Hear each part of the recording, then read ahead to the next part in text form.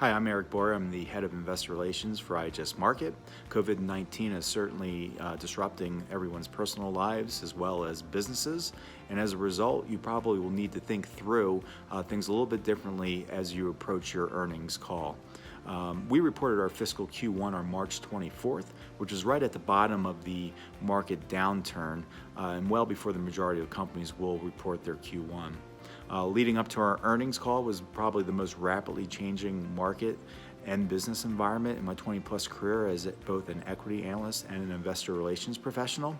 Our end markets were changing daily as we were preparing for our earnings call, and what we thought would be the main focus one day changed a number of times as we were thinking through our messaging.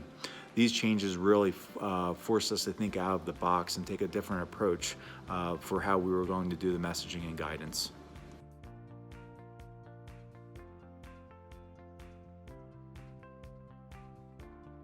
Every company is going to have to decide whether they are going to provide guidance or not, given their business model and visibility. At IHS Markit, we are fortunate. We have a high amount of recurring revenue from annual and multi-year subscriptions. So the question of whether we were going to provide guidance was never really on the table. It was really more about how we were going to provide that guidance.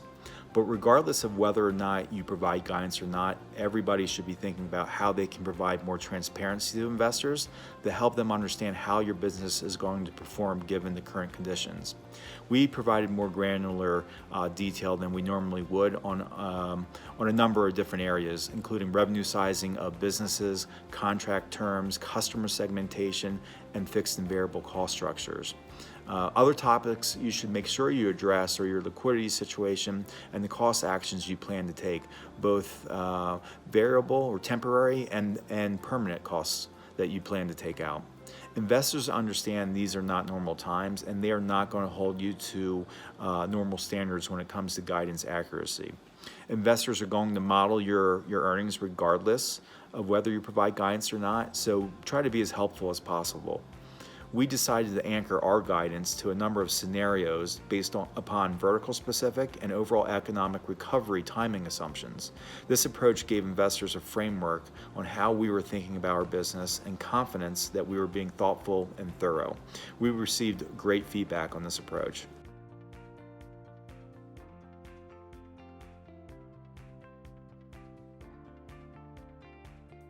We received very positive feedback as the stock rallied 30% the day of our earnings, which is a huge move for us because our stock is not very volatile at all.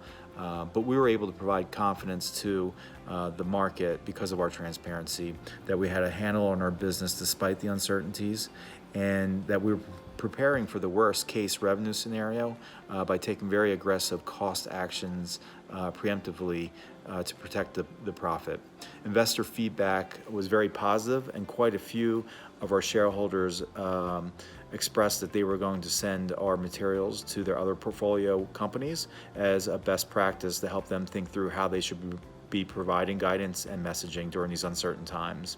Also, as transparent as we were to the outside world, we were even more transparent internally to our colleagues, and that was very much appreciated.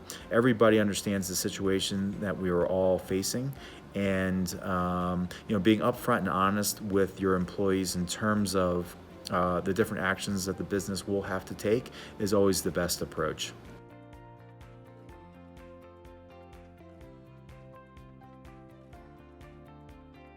I view my job in investor relations pretty simply.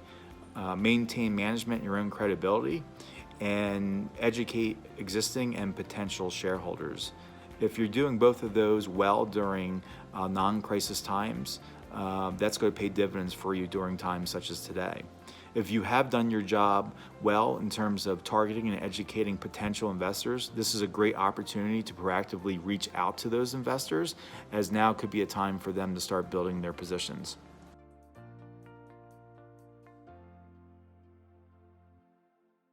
So in conclusion, be transparent, be overly transparent, and commit to investors that you're going to provide that transparency until the uncertainty is over.